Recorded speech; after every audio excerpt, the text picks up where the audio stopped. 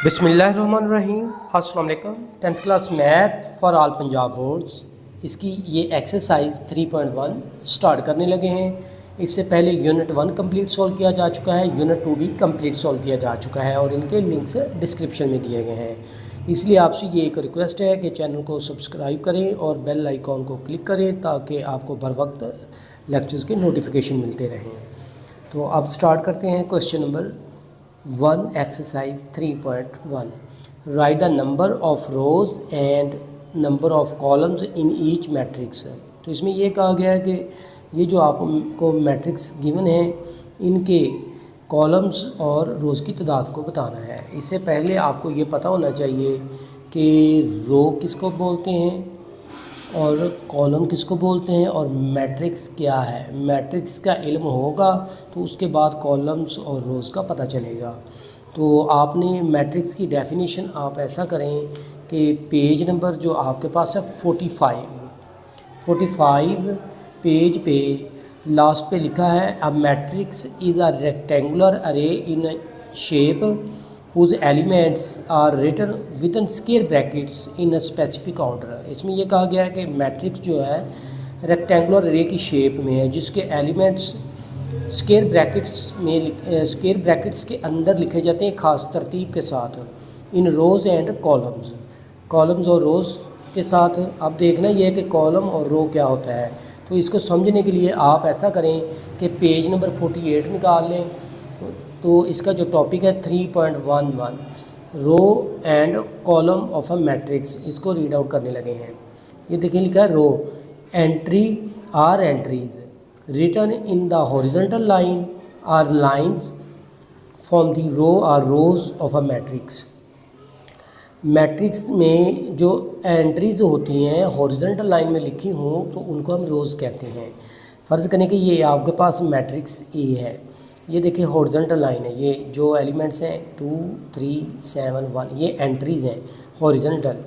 2 3 7 1 फिर है 1 5 3 2 ये सेकंड रो होगी। 9 1 8 4 ये थर्ड रो हो गई। तो ये हॉरिजॉन्टल जो एंट्रीज़ होती हैं उनको रोज़ बोलते हैं। आगे ये कॉलम को रीड आउट कर लेते हैं। Entry or entries written in vertical line are lines from the column or columns of a matrix है। जो एंट्रीज़ जो रिटन होती हैं वर्टिकल लाइन में उनको कॉलम बोलते हैं। जैसे फ़र्ज़ करें कि ये 2 1 9 एक वर्टिकल लाइन में एंट्रीज़ है तो ये चूँकि 1 लाइन है तो ये 1 कॉलम हो गया। ये सेकंड वर्टिकल लाइन है तो कॉलम 2 हो गया। ये एलिमेंट्स है 7 3 8 ये वर्टिकल लाइन है 3 है तो कॉलम 3 है। इसी तरह ये कॉलम 4 है। तो मैट्रिक्स ए के आपके पास देखें 3 रोज़ हैं और 4 कॉलम्स हैं। इसको समझने के बाद अब हम ये क्वेश्चन नंबर 1 स्टार्ट करते हैं। ये क्वेश्चन 1 के आपके पास है total 5 parts A B C D E। इनमें आपने रोज़ एंड कॉलम्स की तादाद बतानी है कि वो कितनी है। बिस्मिल्लाहिर्रहमानिर्रहीम। अस्सलाम वालेकुम। 10th क्लास मैथ एक्सरसाइज 3.1 इसका ये क्वेश्चन 1 स्टार्ट करने लगे हैं। स्टेटमेंट है write the number of rows and number of columns in each matrix.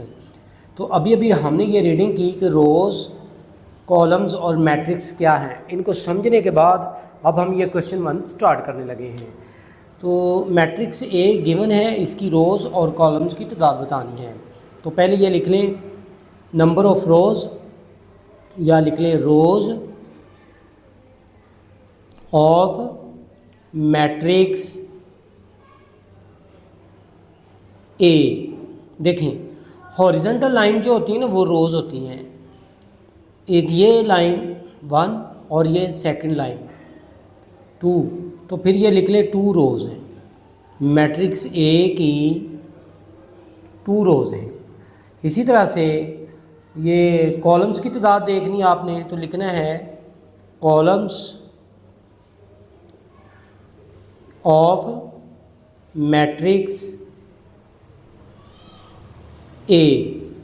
Vertical line जो होती है एंट्रीज़ की उनको कॉलम बोलते हैं। ये देखें एक ये 1 एंड 2 तो ये 2 कॉलम्स हैं, इसके 2 columns.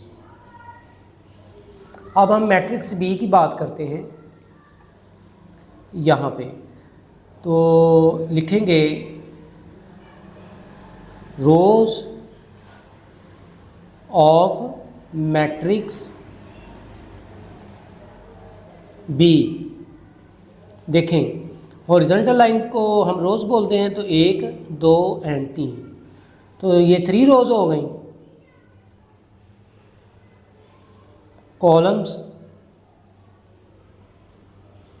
Of matrix B, entries जो वर्टिकली होती हैं वो कॉलम कहलाती हैं। तो वर्टिकल लाइन एक ही एंट्री है, तो आपके पास एक कॉलम है, 1 कॉलम। क्वेश्चन 1 का ये पार्ट सी है जो कि मैट्रिक्स सी है। तो इसमें आपने number of rows and columns की तादाद बतानी है। हॉरिजॉन्टल लाइन कितनी है? 1, तो इसलिए ये लिखेंगे number of rows of matrix C 1। Number of columns of matrix C, देखें जो वर्टिकली एंट्रीज हैं 1 2 एंड 3, तो लिखेंगे number of columns of matrix C 3। Question 1 matrix D, इसमें आपने बताना है कि नंबर ऑफ रोज़ कितनी हैं और कॉलम्स कितने हैं। तो हॉरिजॉन्टल लाइन से देखें 1 2 3, ये रो 1 है, ये रो 2 है, ये रो 3 है, तो इसलिए मैट्रिक्स डी की 3 रोज़ हैं, तो ये लिख लें नंबर ऑफ़ रोज़ 3। अब ये इसके कॉलम देख लें 1 2 and 3, number of columns of matrix D 3। Matrix E, इसमें भी रोज़ एंड कॉलम्स की तादाद बतानी है। आपके पास ये रो 1 है हॉरिजॉन्टल लाइन, और ये रो 2 है, इसलिए number of rows of matrix E 2। और इसमें देखें वर्टिकल लाइन 1 2 एंड 3, तो फिर number of columns of matrix E is equal to 3। इस तरह से ये आपका ये क्वेश्चन 1 कंप्लीट सॉल्व हो गया। बिस्मिल्लाहिर्रहमानिर्रहीम, अस्सलाम वालेकुम डियर स्टूडेंट्स। अब ये हम क्वेश्चन नंबर 2 सॉल्व करने लगे हैं। क्वेश्चन 1 कंप्लीट सॉल्व कर लिया है। क्वेश्चन 2 में ये कहा गया है write the order of each matrix. आपको मैट्रिक्स गिवन है A B C D and E F, 6 matrices given हैं, तो इनके आपने ऑर्डर्स बताने हैं। इससे पहले आपको ऑर्डर का पता होना चाहिए। तो ऑर्डर को समझने के लिए आप ये पेज नंबर 48 पे इसकी ये डेफिनेशन रीड आउट कर लें। ये लिखा हुआ है if a matrix A has m number of rows and n number of columns. इसमें ये कहा गया अगर एक मैट्रिक्स ए है, उसकी रोज़ की तादाद m है और कॉलम्स की तादाद n है, the order or size of the matrix A is m by n। मतलब पहले रोज़ की तादाद लिखनी है, डैश लगा के बाय लिखना है, फिर डैश कॉलम की तादाद। जैसे फ़र्ज़ करें कि ऑर्डर ऑफ मैट्रिक्स बी ये है 3/3 है, इसमें कितनी रोज़ हैं 1 2 3, कॉलम कितने हैं 1 2 3, तो ये ऑर्डर है। इसी के अकॉर्डिंग आपने ये क्वेश्चन नंबर 2 सॉल्व करना है। बिस्मिल्लाहिर्रहमानिर्रहीम, एक्सरसाइज 3.1 क्वेश्चन नंबर 2। ऑर्डर की डेफिनेशन समझने के बाद अब हम ये क्वेश्चन 2 इसका स्टार्ट करते हैं। मैट्रिक्स ए गिवन है 1 0 इसके एलिमेंट्स हैं, तो इसमें आपने बताना है कि मैट्रिक्स ए का ऑर्डर क्या है। ऑर्डर के लिए आपको रोज़ और कॉलम्स की तादाद का पता होना ज़रूरी है। तो ये देख लें हॉरिजॉन्टल लाइन एक ये कितनी रोज़ हो गई 2, तो ये लिख लें 2, नंबर ऑफ़ रोज़ 2 है। Number of columns of matrix A कितने 1, तो फिर इसका जो ऑर्डर होगा ना वो 2/1,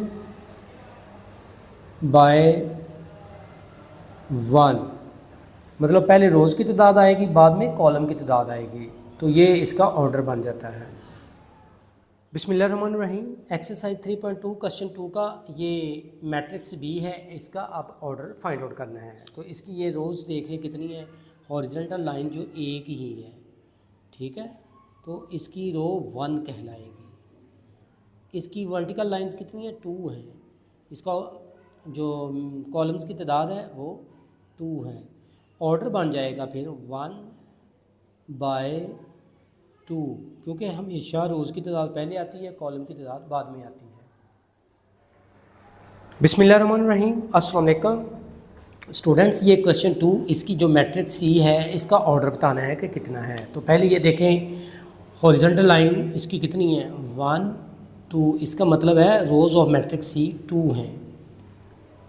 vertical lines 1 2, columns of matrix C are 2, so the order of matrix C is 2/2।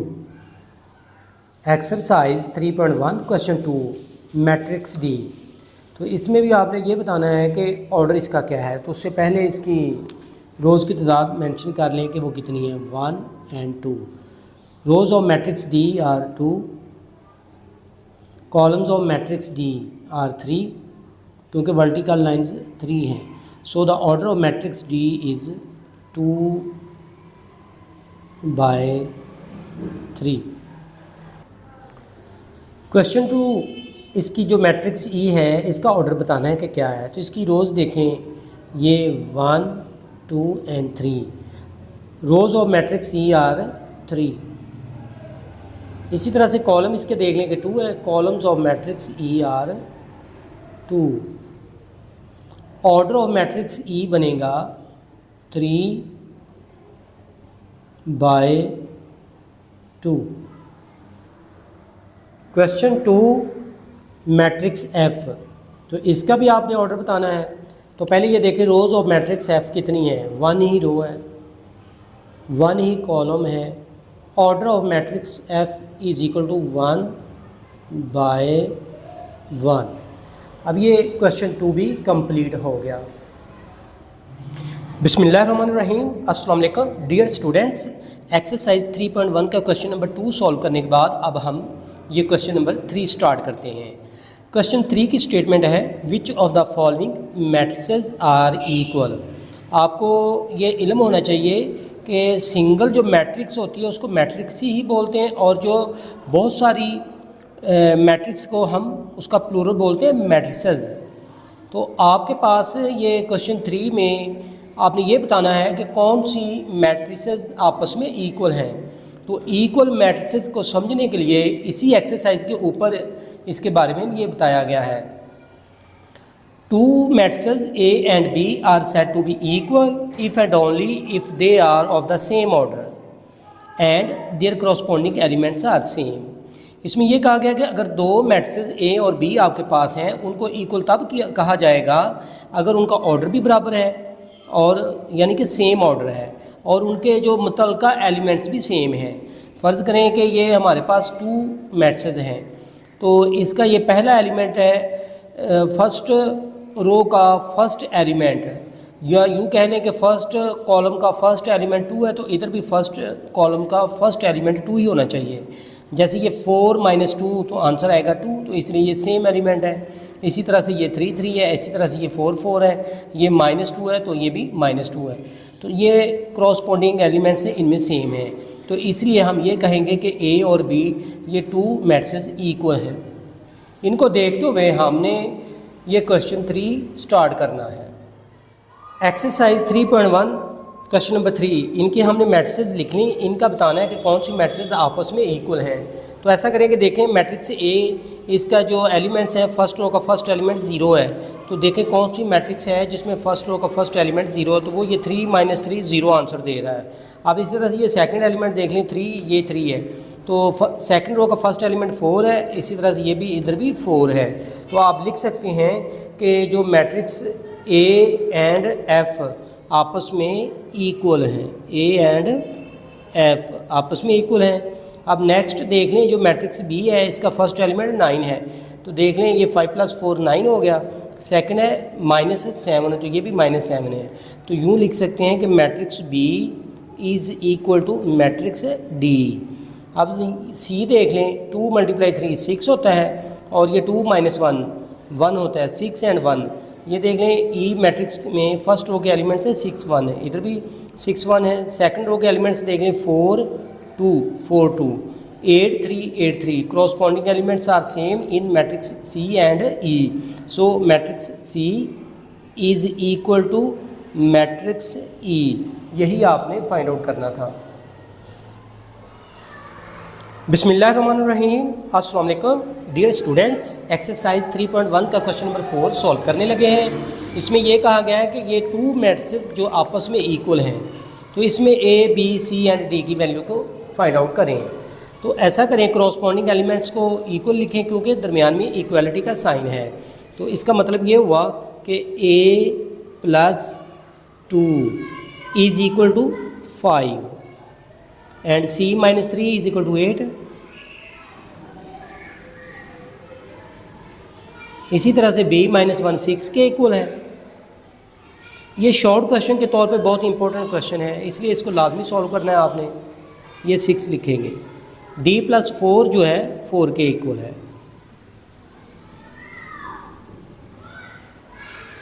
अब आपने ए बी सी की वैल्यू को फाइंड आउट करना है। ये देखें, प्लस 2 इक्वल के राइट साइड पे लेकर जाएंगे तो ये माइनस में लिखा जाएगा। a plus 2 is equal to 5, plus 2 इधर आ गया तो माइनस हो गया, 5 माइनस 2। तो आपके पास जो a की वैल्यू आ गई 3। इसी तरह से अब देख लें आप b की value, b minus 1 is equal to 6 है। ये लिख लें, b minus 1 is equal to 6। Minus 1 को राइट साइड लेकर आएंगे तो ये प्लस हो जाएगा, 6 प्लस 1 7। तो आपके पास जो b की वैल्यू हुई 7। एक ये वैल्यू हमने फाइंड आउट की है, एक a की ये वैल्यू हमने फाइंड आउट की है। अब c और d की वैल्यू को फाइंड करना है। यहाँ से देख लें, माइनस 3 इधर आकर प्लस हो जाएगा, तो यूँ लिख लें 3 plus 8, c is equal to 11। तो ये इसका c का आंसर है। अब प्लस 4 इधर आकर माइनस हो गया, d की वैल्यू बनी है आपके पास 4 minus 4, so d is equal to 0। यही वैल्यूज़ आपने फाइंड आउट करनी थी। बिस्मिल्लाहिर्रहमानिर्रहीम, अस्सलाम वालेकुम डियर स्टूडेंट्स। ये एक्सरसाइज 3.1 का क्वेश्चन नंबर 5 स्टार्ट करने लगे हैं। इफ़ 2x प्लस 1 4 7 5, ये एक मैट्रिक्स है जो कि इक्वल है 9 4 7 y अदर मैट्रिक्स के। तो इसमें क्या करना है, आपने x और y की वैल्यू को फाइंड आउट करना है। चूँकि ये दोनों मैट्रिसेस आपस में इक्वल है, इसलिए इनके करॉस्पॉन्डिंग जो एलिमेंट्स हैं वो भी इक्वल होंगे। तो इसलिए यूँ लिखेंगे 2x प्लस 1। ये देखिए फर्स्ट रो और का फर्स्ट एलिमेंट है 2x प्लस 1, तो ये होगा 9 के इक्वल। इसी तरह से ये चूँकि आपने y की वैल्यू को फाइंड आउट करना है तो वो 5y के इक्वल है। तो यूँ लिख लें 5 is equal to y। Second row का सेकंड एलिमेंट, ये इधर भी सेकंड रो का सेकंड एलिमेंट इसके इक्वल है। अब यहाँ पे क्या है, 2x plus 1 is equal to 9, तो आपने x की वैल्यू को फाइंड आउट करना है। प्लस 1 इधर आकर माइनस हो जाएगा, तो यूँ लिख लेंगे 9 माइनस 1। तो ये हो जाएगा 2x is equal to 9 minus 1 8 होता है। यहाँ से देखें कि x की जो वैल्यू आ रही है वो 8/2 जो कि 4 के इक्वल है। ठीक है, इस तरह से x की वैल्यू आपके पास है 4 और y की वैल्यू है 5। तो यही आपने फाइंड आउट करना था। बिस्मिल्लाहिर्रहमानिर्रहीम, अस्सलाम वालेकुम। एक्सरसाइज 3.1 क्वेश्चन नंबर 6 स्टार्ट करने लगे हैं। तो ये आपको 2 मैट्रिसेस गिवन हैं, इनमें आपने a b c and d की वैल्यू को फाइंड आउट करना है। तो पहले आप ऐसा करें कि जो इनके करॉस्पॉन्डिंग एलिमेंट्स हैं उनको आपस में इक्वल कर लें। ये देखें, फर्स्ट रो का first element a plus b है, इधर से ये 10 के इक्वल आएगा। इसी तरह से 2d माइनस 1 जो है फर्स्ट रो का सेकंड एलिमेंट, फर्स्ट रो का सेकंड एलिमेंट यहाँ पे 5 है, तो ये इसके इक्वल है। 2d minus 1 is equal to 5। अब ये सेकंड रो का फर्स्ट एलिमेंट है 3b + 2, ये 11 के इक्वल है। 3b + 2 = 11। अब ये देखिए 4 जो है c के इक्वल है, तो हमें c की तो वैल्यू पहले से मिल गई ना। अब आपने फाइंड आउट करनी है a, b एंड d। तो अब देख लें, पहले यहाँ से b की वैल्यू फाइंड आउट कर लें। b की वैल्यू फाइंड आउट करने के बाद आप a की वैल्यू को फाइंड आउट करेंगे। तो ऐसा करें, +2 उधर जाकर माइनस हो जाएगा, तो यूँ लिख लें 3b = 11 - 2 होगा। 3b will be equal to 9 and b is equal to 9 dividing by 3। जब इनकी कटिंग करेंगे तो आपको वैल्यू ऑफ b जो मिलेगी वो होगी 3। Value of c and value of b are find. Now we find the values of a and d। 2d लिखें, -1 इज़ इक्वल, तो ये इक्वल को दूसरी साइड पे लिख लेंगे तो प्लस में बन जाएगा। Then 5 + 1, 2d is equal to 6, then d is equal to 6 dividing by 2। क्योंकि ये 2d के साथ मल्टीप्लाई हो रहा है, इधर आकर डिवाइड हो गया। तो अब यहाँ पे देख लें जो d की क्या वैल्यू आ रही है, कटिंग करने से 3 आएगी। ठीक है, ये 2 के टेबल पे कटिंग की है। अब a + b = 10 है, तो b आपने फाइंड आउट किया हुआ है 3, तो यहाँ पे लिख लें 3। a + 3 = 10, +3 इधर आकर माइनस हो जाएगा। 10 - 3, a = 7। तो ये भी सॉल्व हो गया। a, b, c and d चारों वैल्यूज़ फाइंड आउट कर ली। और ये जो क्वेश्चन है शॉर्ट क्वेश्चन के लिहाज से बहुत इंपॉर्टेंट है। ठीक है, जब आप इस क्वेश्चन को सॉल्व करें ना, तो आपने ये देखना सिंगल अल्फ़ाबेट कौन सी वैल्यूज़ में है, पहले उनको सॉल्व किया करें। तो सिंगल अल्फ़ाबेट हमारे पास ये था d वाली वैल्यू, और ये b वाली, c वाली तो पहले से फाइंड आउट है ना, तो इन दोनों को हमें सॉल्व करना पड़ा है। जब इनको सॉल्व किया तो b की वैल्यू मिली, b की वैल्यू की मदद से a की वैल्यू मिलेगी। तो इसी तरह से आपने भी सॉल्व करना है इसे। बिस्मिल्लाहिर्रहमानिर्रहीम। अस्सलाम वालेकुम dear students. Exercise 3.1 question number 7, जो कि इसका ये लास्ट क्वेश्चन है और ये शॉर्ट क्वेश्चन के लिहाज से वेरी वेरी इंपॉर्टेंट क्वेश्चन, तो इसलिए इसको आप समझें और लाजमी सॉल्व करें। तो आपको ये 2 मैट्रिसेस जो आपस में इक्वल हैं गिवन हैं, तो इनमें से आपने p एंड q की वैल्यू को फाइंड आउट करना है। तो आप ऐसा करें, इनके जो करॉस्पॉन्डिंग एलिमेंट्स हैं उनको आपस में इक्वल लिखें, क्योंकि दरमियान में इक्वालिटी का साइन है। इसलिए p + q is equal to 6 and p - 2q is equal to 0। तो आपने यहाँ से p एंड q की वैल्यू को फाइंड आउट करना है। बाकी तो ये देखें ना, 11 है, 5 है, तो ये इनका ये करॉस्पॉन्डिंग एलिमेंट्स आपस में इक्वल हैं। अब ऐसा करें कि ये p - 2q is equal to 0 है, तो इसको सॉल्व कर लें। p उधर जाकर हो जाएगा ये +2q। इसको कह लें आप इक्वेशन नंबर 2 कह लें, और इसको कह लें इक्वेशन नंबर 1। ठीक है, तो आप ऐसा करें, p की जो वैल्यू है वो इक्वेशन नंबर 1 में लिख लें, ताकि हमारे पास q की वैल्यू आ जाए। फिर हमें p की वैल्यू को फाइंड आउट करने में आसानी होगी। ये लिखें, put value of p in equation number 1। ठीक है, तो p की जो वैल्यू आपने इक्वेशन नंबर 1 में पुट करनी है। तो ये लिख लें 2q + q is equal to 6। तो ये बन जाएगा आपके पास 3q इज़ इक्वल टू 6। ठीक है, q के साथ 3 मल्टीप्लाई हो रहा है, इधर आकर डिवाइड हो जाएगा। तो आपके पास यूँ वैल्यू बनेगी 6 डिवाइडिंग बाय 3, जो कि q की वैल्यू दे रहा है 2।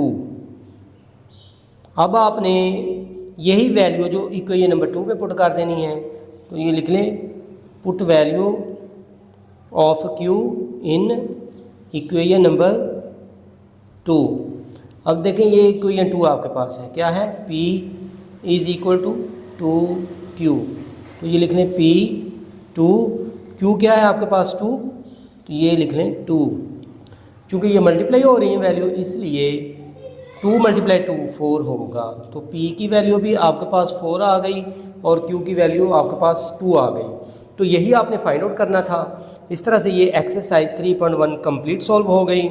इसलिए आपसे ये एक रिक्वेस्ट भी है कि चैनल को ज़रूर सब्सक्राइब करें, आपको बर वक्त लेक्चर्स के नोटिफिकेशन मिलते रहें।